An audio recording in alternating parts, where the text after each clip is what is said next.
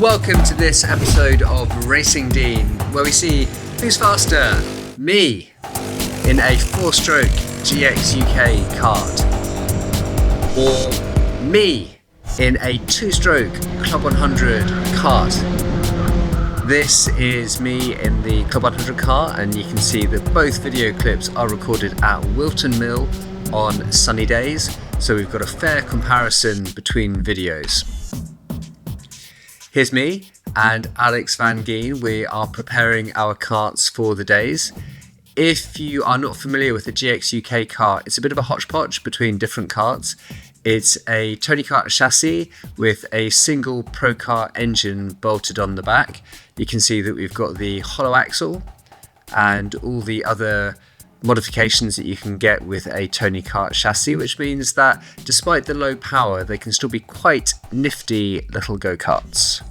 Good day's testing so far at Whilton Mill. Kart's been going really well.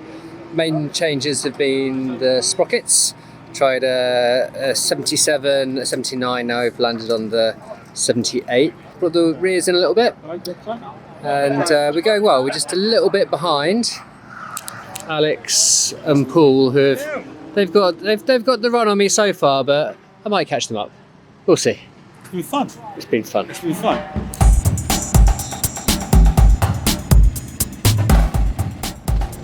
Here we are, ready to go. This is actually my first outing in this go-kart in the dry.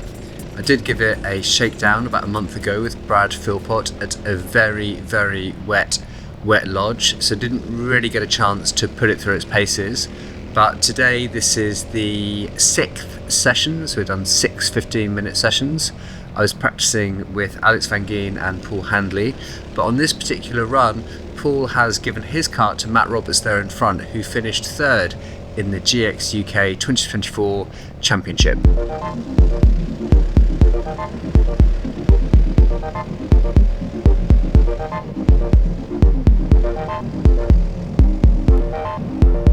So I've skipped it on a bit to lap 2, and I've got Alex hot on my heels. You're about to see him from the external view that was filmed by Paul. Thank you, Paul. I was about a second behind these drivers all weekend. In the penultimate session we were all in the 56s, and in the very last session I was in a 56 and Alex had slipped into the 55s. So like I say, he had about a second advantage on me all day.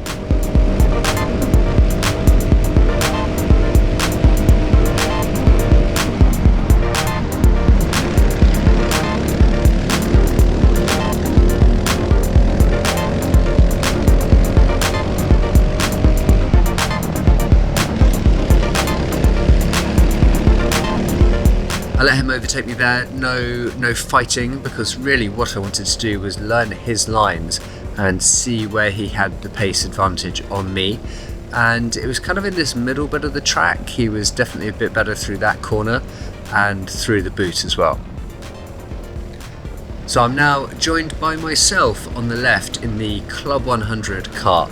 Now Club 100 is a Arrive and Drive. It's a 2-stroke 125cc kart.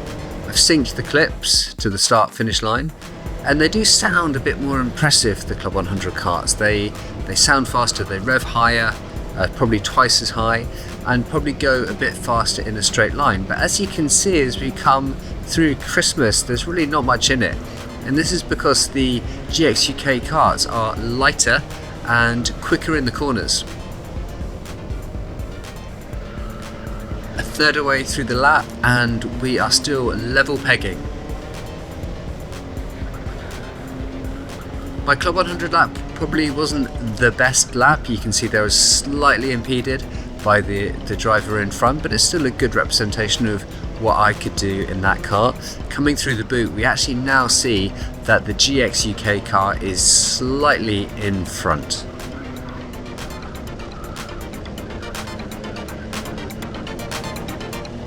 And over the line, and the GXUK has it.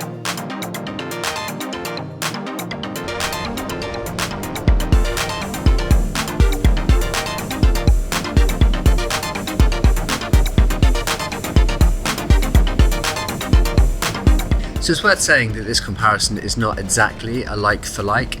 and that's mainly due to track limits. So on this day in the GXUK karts, you could take as much curb as you like, but in Club 100 there are tyres and cones, and if you hit the cones you get a penalty, and most of those cones are on the more severe curbs.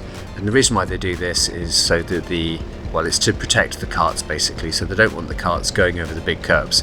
And the main curb in question is this monster curb. I'm going to give it a shout out when we go over it. Here we go on the left, bang, over the curb. So that curb in Club 100 has a red cone on it, so you can't go over that cone. So that just means that there's probably 1 to 2 seconds of track limits advantages that can't be taken advantage of in the Club 100 karts. Nevertheless, they are comparable in speed, so if anyone thinks that 4-stroke is slow and boring, they would be wrong.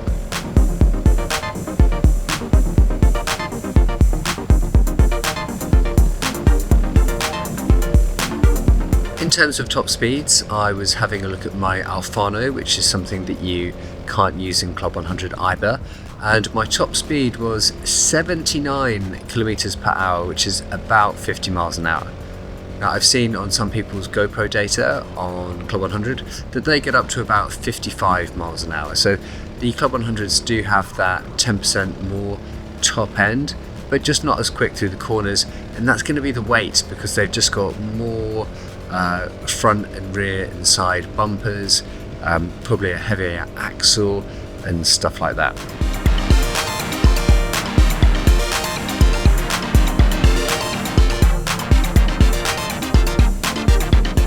Now, I wasn't the fastest on this day in the GXUK kart. Obviously you can see the 2 drivers in front have gone away, and I'm definitely not the fastest in a Club 100 either, but I am the same driver in both. So even though other drivers could get more out of these karts, it's still a comparison between myself, so I hope you found that interesting.